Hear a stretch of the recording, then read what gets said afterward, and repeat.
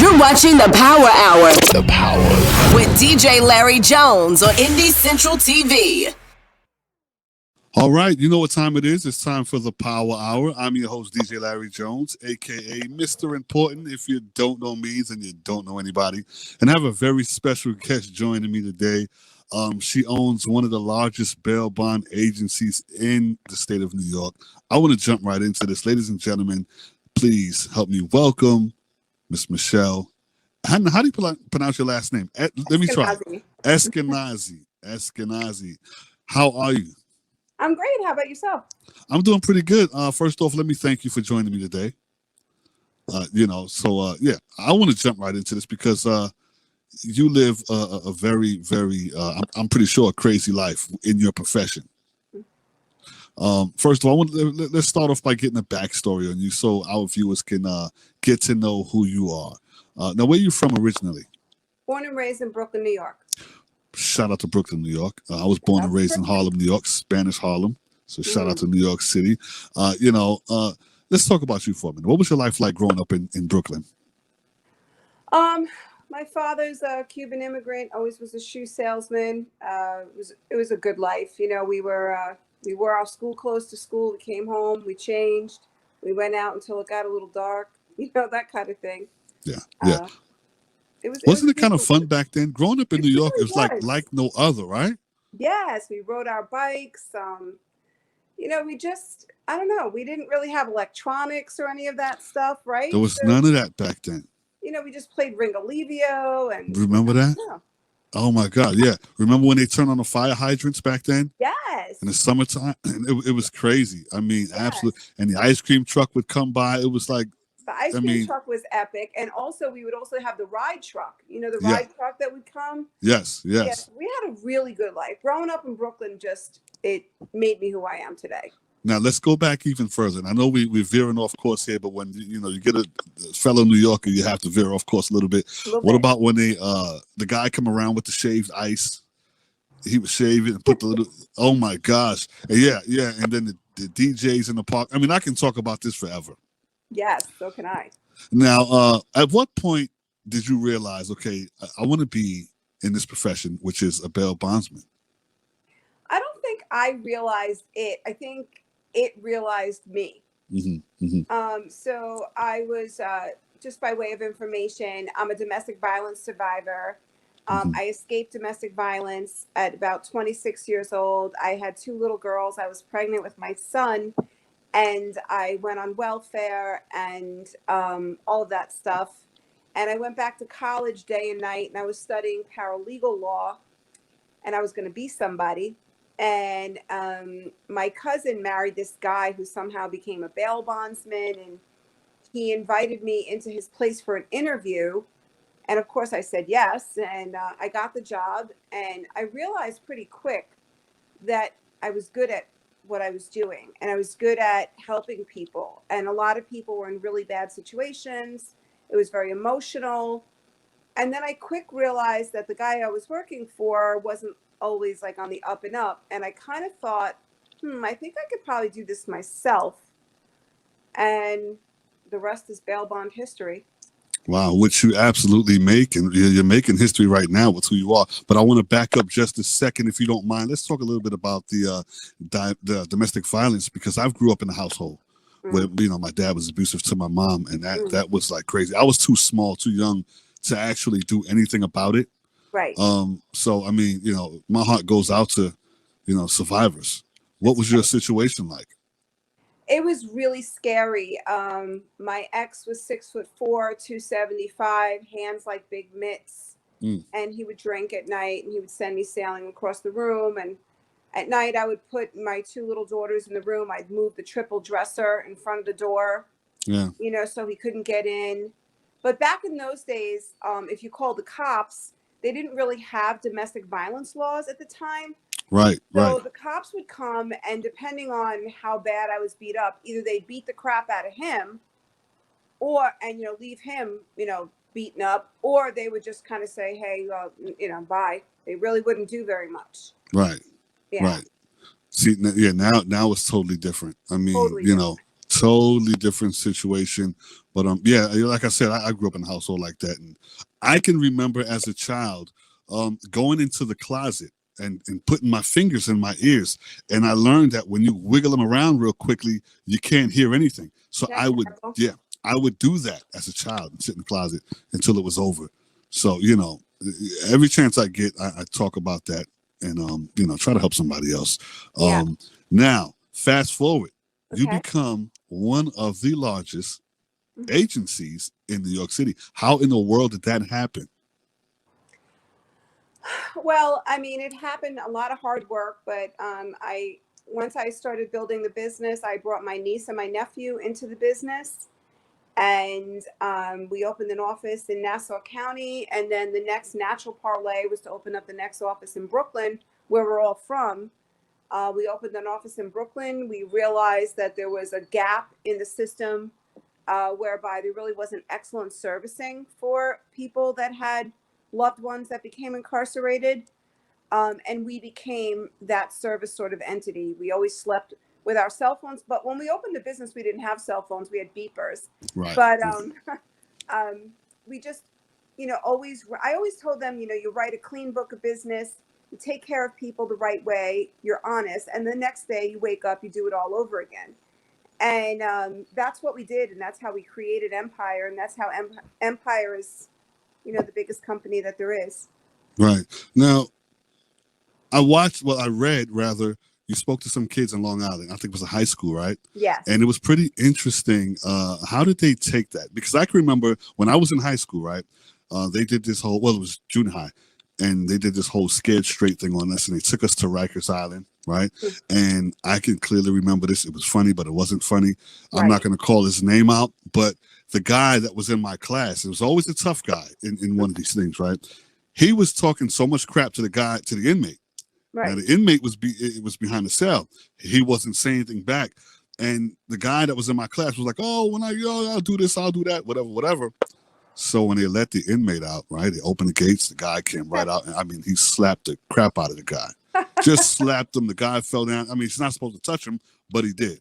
Right. Now, when you spoke to the kids, how did that go? Well, I mean, who I spoke to, and that's in that article was a bunch of kids that live decent lives, right, in Long Island, right? They're not inner city kids like I was when I grew up.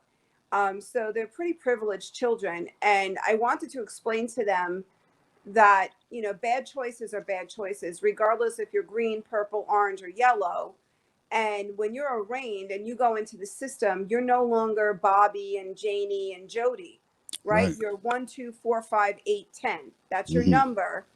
And that's who you are. And I wanted to give them a little glimpse of what bad decisions can, relate to, and what that can do to your life. And I'm not sure how they took it. Maybe they didn't take it, but it does never stop me from, giving that story to many others. And what I often will tell teenagers is this, and it's very simple, and it's always worked with all different types of teenagers. And that's, you have two voices on your shoulders. One is your grandmother, the other is your mother. So let's say you're going to the corner to buy drugs. Your mother says, hey, don't do that. Your grandmother says, hey, Michelle, don't do that. You're going to get in trouble. Then guess what? Don't do it. If you're going into the library, grandma and mom are going to say, hey, I like that. I like you going into the library. Hey, that's fantastic. Do that every single time and twice on Sunday. But just try to listen to the voices, and you'll probably stay out of trouble. Right. Now let's talk about the system for a minute. Someone goes in, snatching a purse. They need to see you. What happens? Well, snatching a purse in New York is no longer, let's say, essentially illegal, right? Because of criminal justice reforms, a lot of crimes that are classified under the umbrella of nonviolent, if you will, are now just, you're eligible. You don't even get arrested. You just get a disappearance ticket. So you don't, there's really no, even though bail is not supposed to be punitive, right? Usually in the back of the mind of a young offender that wants to do something bad, a lot of the times yesteryear, they would say to themselves, God, I'm not going to do that because I'm going to end up in jail, right? Right. Now they're like, I'm gonna do it because everybody else is doing it. Ain't nobody going to jail. Might as well just do it. Right. Well, that's interesting. That's pretty interesting. Now, you're in a tough business because it's pretty much male dominated, right? Mm-hmm. And how did you? I mean, you look pretty tough. I mean, you look like you don't take any credit. You grew up in Brooklyn, for crying out loud. So, I did. yeah. So how did that work out for you first coming into the business? You being a female. Yeah, I mean, it always was. It was always an issue for them. It was never really an issue for me. I grew up with 4 boy cousins and 2 brothers. Mm-hmm. So, it was never an issue for me. I just always felt like it was an issue for the men. But I just, I never really let that stop me because I had, 6 green eyes at home, and they wanted to be fed and taken care of. And I wanted to get off welfare and do all those fancy things, right? So I just worked. I worked from morning till night, and the men just really never got in my way. I was always able to deal with them. And, the ones I call them the suits, the CEO types. Right. Those types, I feel like those are a little easier sometimes for me to navigate because sometimes when I talk to them, like in big meetings and stuff like that, I'll just start with, how are you? How's your children? How's your wife? How are you feeling? I remember when you broke your leg. How's that doing? Wow. So I try to like bring them back to humanity. Right. And then they kind of like, damn, I didn't really want to like her, but damn. Yeah. Yeah. That kind of thing. Right. Now, within your whole career, have you gone out with the guys to apprehend someone? Oh, yeah, sure. Of course I Now, have. I'm asking that because give me the craziest story that you've ever encountered going out in the field like that. I'll give you a crazy story. It really wasn't me out in the field, although I do direct a lot of my guys tactically. It's a bit of a story because it was, there's a lot of media attention surrounding it.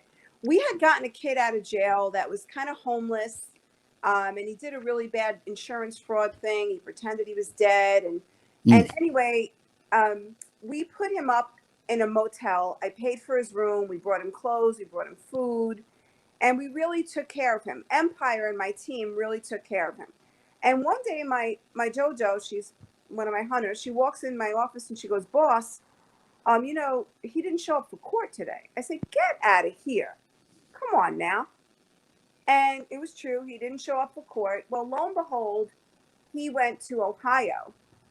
So I send my guys to Ohio. And if you saw my people, you'll know they probably don't fit in this particular area of Ohio. So they go to Ohio, they find the house, and turns out he's an ex-Marine. And the guy he's staying with is an ex-Marine. Wow. And, Marines are trained to kill. Yes. So I say to my guys, what are we going to do to kind of diffuse the situation here? So I sent them to a bar. I said, walk in there with $100 bill, find the biggest pair of tits you can find, and ask her to ring the doorbell and tell them her car is broke down. Could she use the phone? So that's what they did. Wow. And they put her in front of the door, and he answers the phone. He answers the door, and he was mesmerized with what he was looking at. And then, boom, we took the door and we put him in the car. We brought him home, and it was quite the media event. Wow, that's interesting. Now, what do you love most? What are you passionate about? What do you love most about what you do? I think what I love most about what I do is helping families and helping the parents of young addicted youth. We have so many. Oh, yeah. And criminal recidivists, which people call repeat offenders, the vast majority of them are addicted to heroin. And they've kind of aged out of the system whereby the parents can't really make decisions to get them inpatient anymore. So bail agents, not just me, but bail agents throughout the United States of America are that vehicle, right? So we help get little Johnny from point A to point B. And that's always been a really valuable part of what I do. Well, I'm so happy you're doing what you do. And you're pretty good at it. I mean, you guys are awesome and amazing. And I thank you so much for joining me today. Why don't you give out your information? If people need you, hopefully they won't need you, but if they should need you, how would they be able to find you and get in touch with you? You can look us up at empirebailbonds.com and also look us up at the National Association of Bail Agents.com. All right, there you go. Michelle, say your last name again for me. Esquenazi. Esquenazi. All right. Thank you so much for joining me. It's the Power Hour. Keep it locked in right here. Thank you.